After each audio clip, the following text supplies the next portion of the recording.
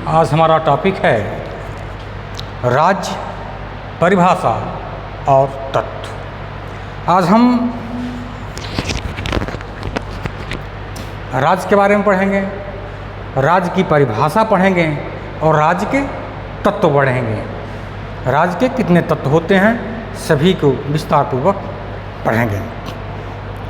थोड़ा हम राजनीति विज्ञान पर थोड़ा प्रकाश डालते हैं। राजनीति विज्ञान किसका विज्ञान है?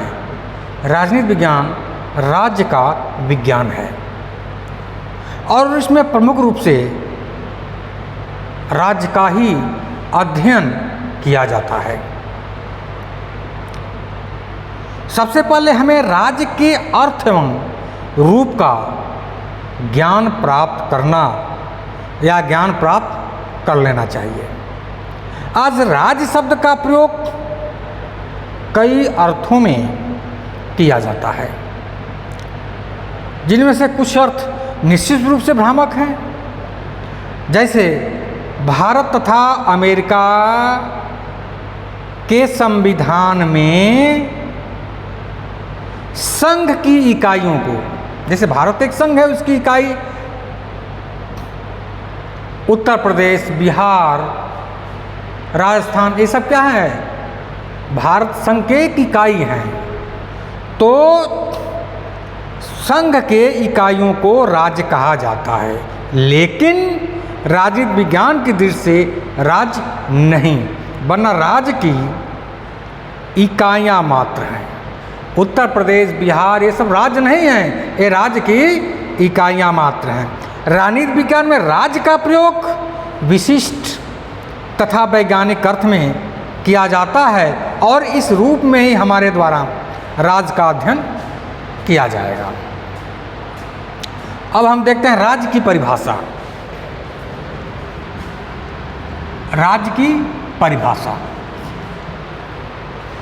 तो इस संबंध में मैकाइवर महोदय का कथन है कि यह आश्चर्य की बात है कि राज्य से स्पष्ट शब्द की परिभाषाएं विद्वानों ने विभिन्न प्रकार से की हैं।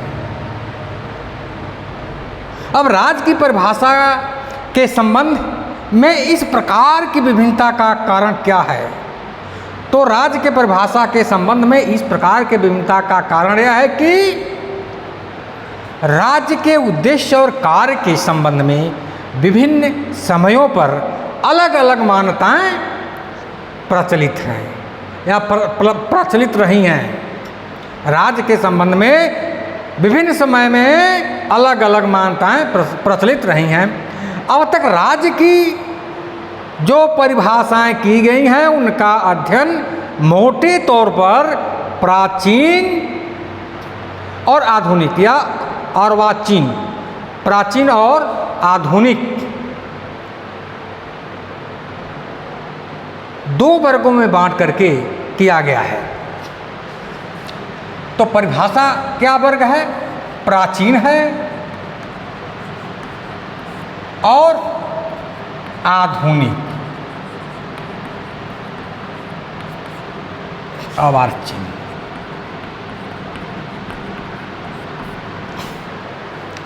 तो प्राचीन का क्या मतलब है जी?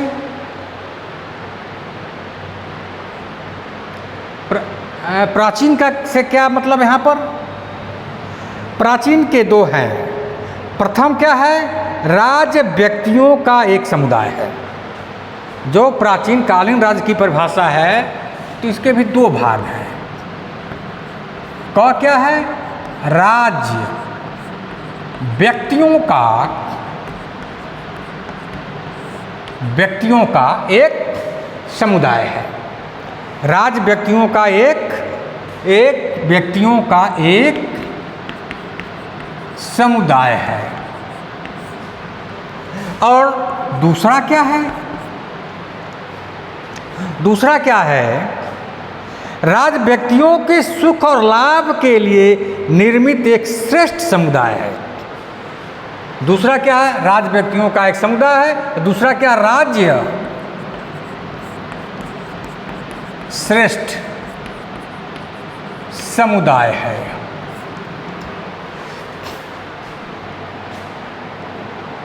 तो इस विचारधारा के आधार पर कौन कौन से विचार प्राचीन राज्य की परिभाषा दिए हैं, कौन कौन से विचारक? अरस्तु, सिसरो, सेंट ऑगस्टाइन ने अपनी अपनी परिभाषाएं दी हैं। अरस्तु का क्या विचार है? अरस्तु महोदय कहते हैं राज्य परिवारों तथा ग्रामों का एक समुदाय है जिसका उद्देश्य पूर्ण और आत्मनिर्भर जीवन की प्राप्ति है। राज्य क्या है? परिवारों तथा ग्रामों का एक समुदाय है जिसका उद्देश्य पूर्ण और आत्मनिर्भर जीवन की प्राप्ति है। सिसरो महोदय क्या कहते हैं? राज्य उस समुदाय को कहते हैं जिसमें वह भावना विद्यमान हो कि सब मनुष्यों को उस समुदाय के लाभों का परस्पर साथ मिलकर उपभोग करना है। ये सिसरो का कथन है। राज्य उस समुदाय को कहते हैं जिसमें वह भावना विद्यमान हो कि सब मनुष्यों को उन समुदायों के लाभ का परस्पर साथ मिलकर उपभोग करना है। अब आधुनिक विचारक क्या है, इसको देखिए। आधुनिक विचारक में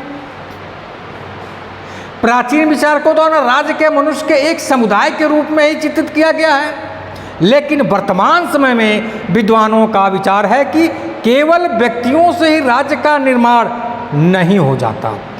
सिर्फ व्यक्तियों से ही राज्य का निर्माण नहीं होता। राज्य का निर्माण करने के लिए यह नितांत आवश्यक है कि वे व्यक्ति भली प्रकार संगठित हों। भली प्रकार वो व्यक्ति संगठित हों। सिर्फ व्यक्तियों से ही राज्य का निर्माण नहीं होता। व्यक्ति जो है संगठित हो तथा उसमें सत्ता का अस्तित्व हो। पहली बात क्या है? व्यक्ति संगठित हो और उसमें सत्ता का अस्तित्व हो। ब्लंट्सली, वुड्रो विल्सन, लॉस्की आदि और वहाँ चीन विचारकों या आधुनिक विचारकों द्वारा राज्य की परिभाषा कैसे दी गई, इसको देखिए। ब्लंट्सली महोदय कहते हैं किसी निश्चित भूप्रदेश में राजनीतिक दृष्टि से संगठित व्यक्तियों को राज्य कहा जाता है। किसी निश्चित भूप्रदेश में राजनीतिक दृष्टि से संगठित व्यक्तियों को राज्य कहा जाता है। किसी एक भू की बात करते हैं, किसी भूप्रदेश में राजनीतिक दृष्टि से संगठित व्यक्तियों को राज्य कहा जाता है। वुड्रो विल्सन क्या कहते हैं? राज्य एक निश्चित प्रदेश के अंतर्गत नियम या विधि के द्वारा संगठित लोगों का समाज है। राज्य एक निश्चित प्रदेश के अंतर्गत नियम या विधि के द्वारा संगठित लोगों का समाज है। ये कौन कहता है? वुड्रो विल्सन कहते हैं। लॉस्की महोदय क्या कहते हैं? राज्य प्रादेशिक समाज है।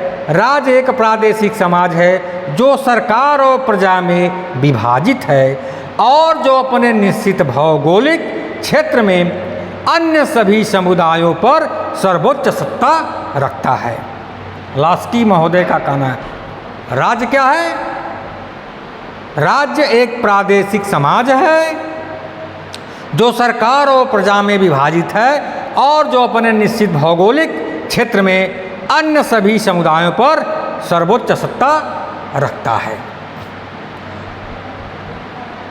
तो उपयुक्त पर जो भी इसके पहले प्राचीन और आधुनिक जो भी विचारकों का परिभाषा यहाँ पर उल्लेख किया गया है, वो सभी कोई भी परिभाषा जो है पूर्ण नहीं है, क्योंकि ब्लंट्सली और वुड्रो विल्सन की परिभाषाओं में तो संप्रभुता का उल्लेख ही नहीं किया गया है, जो कि वह राज्य का एक प्राण है। संप्रभुता लॉस्की की परिभाषा में संप्रभुता का जो भी उल्लेख हुआ है उसमें केवल आंतरिक प्रभुसत्ता का विवेचन किया गया है, बाहरी प्रभुसत्ता का नहीं। मान्य परिभाषाएं किसने दिया है? तो राज्य की मान्य परिभाषाएं जो है उसको देखिए, फिलीमोर ने दिया है, गिलक्राइस्ट ने दिया है, गार्नर ने दिया है। तो फिलीमोर, गिलक्राइस्ट और गार्नर की ये मान्य परिभाषाएं हैं। तो फिलीमोर की क्या परिभाषा है राज्य का, उसको देखिए।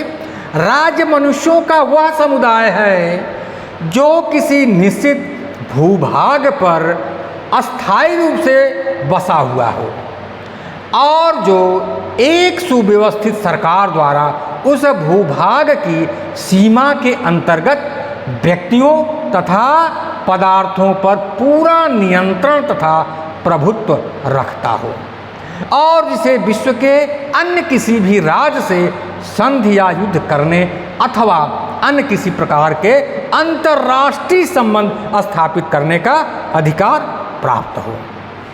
ये फिल्मोर महोदय का परिभाषा है। गिलक्राइस्ट महोदय क्या कहते हैं? राज्य उसे कहते हैं जहां कुछ लोग एक निश्चित भूप्रदेश में एक सरकार के अधीन संगठित होते हैं। जहां कुछ लोग एक निश्चित भूप्रदेश में एक सरकार के अंतर्गत संगठित होते हैं। यह सरकार आंतरिक मामलों में अपनी जनता की प्रभुसत्ता को प्रकट करती है और बाहरी मामलों में अन्य सरकारों से स्वतंत्र होती है। गार्नर महोदय का कथन है।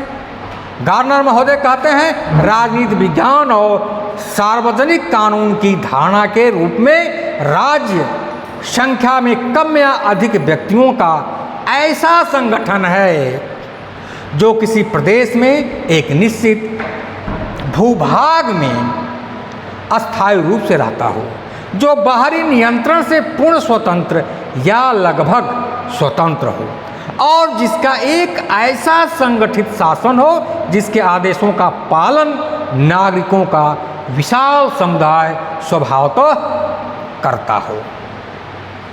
तो इस तरह से फिल्मोर, गिलक्राइस्ट तथा गार्नर द्वारा दी गई उपयुक्त परिभाषाएं क्या है? श्रेष्ठ हैं, क्योंकि इसमें राज्य के चारों तत्व जनसंख्या, निश्चित भूभाग, सरकार और संप्रभुता का स्पष्ट उल्लेख है। इसलिए ये परिभाषाएं सर्वश्रेष्ठ हैं। धन्यवाद।